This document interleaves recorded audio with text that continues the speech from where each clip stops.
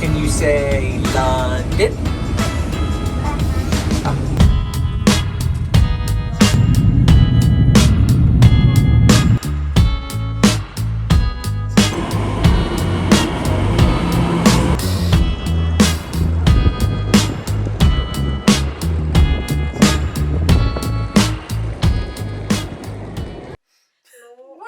Morning.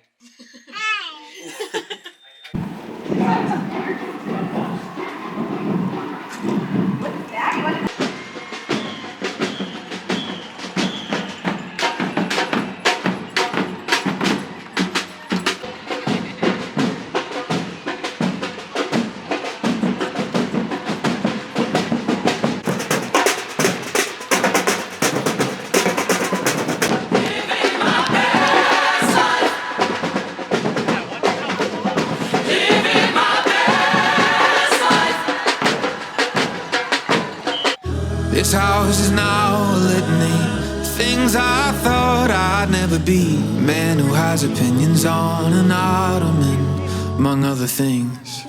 I used to think I'd missed the road, the crushing fame, the sold out shows. And I just sing head, shoulders, knees and toes like I. If you want a cute picture with a phone booth, make sure to go under the bridge. It's like under by St. Catherine's Dock. It's super cute. They say a best laid plans. Now I'm holding on to my daughter's hand. I've got a reason to be alive. And, oh yeah, baby, I'm thriving. Yeah, yeah. I'm living my best life. I wake up with the sunrise. It does not look a thing like. So we're at the Tower of London and they have ravens on property. The legend is that if they ever leave, Tower will crash. the tower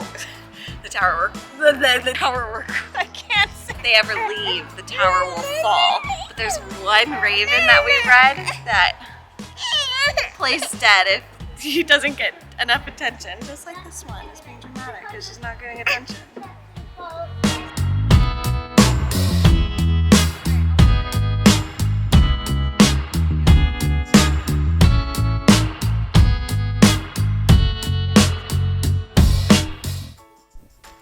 So one of the coolest things you have to do when you're in the Tower of London is go explore the White Tower. This was initially built for military defense, but now serves as a museum. As we were walking through the first room we went into, we were initially greeted with the actual armor from kings of the past, including, we found, King Henry's very specific customization. This room just feels like something out of Game of Thrones. Now, I don't know about anybody else, but there aren't many other weapons that scare me like the Holy Water Sprinkler does, which is a combination of mace and guns. Yikes.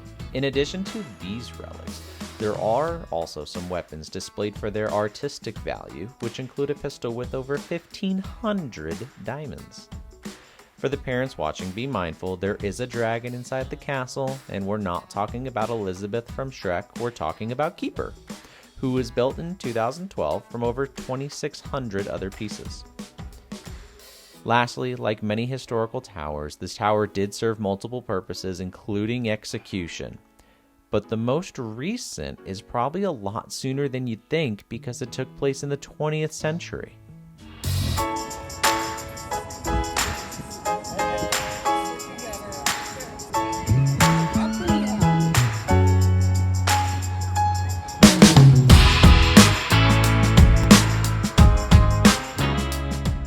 The story of the execution was something very quickly along the lines of this. The French executioner knew of Anne. He knew she was probably innocent. He wanted to show that compassion towards her. So he came here early. What he did is where he was going to stand, he hid the sword to his left-hand side beneath some straw. He positioned his assistant to the right-hand side of the sword.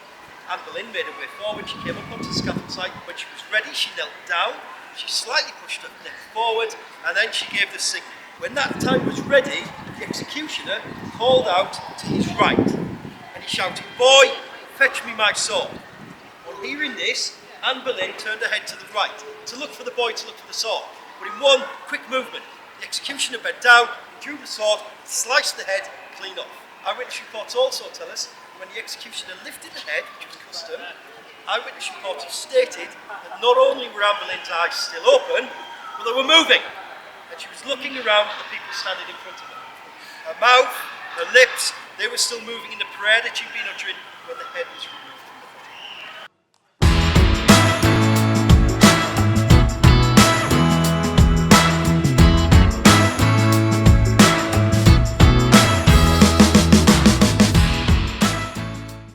So we just finished Tower of London. That's really, really, really interesting. We didn't do the tour. I wish we would have, because we had a toddler and she would not have been happy. But it was fun. Now we're just chilling. There's like a little kiosk back there, and we got some drinks, and we're looking at a view, and Olivia's coloring, and everyone's just chilling until figuring out what we're doing next. Going to the Sky Garden.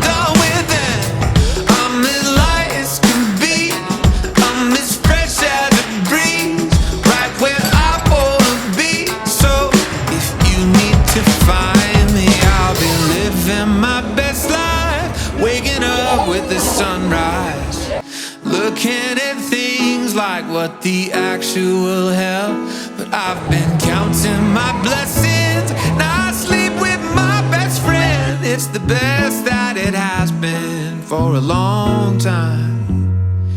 It's the best. Right up there at the what? The Sky Garden. So we're wrapping up, we're going back home, but we just left the Sky Garden.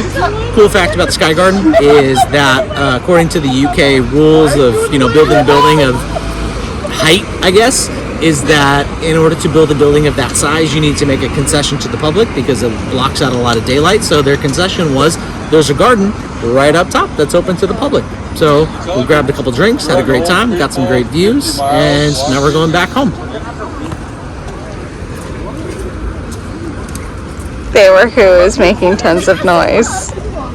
I'm living my best life.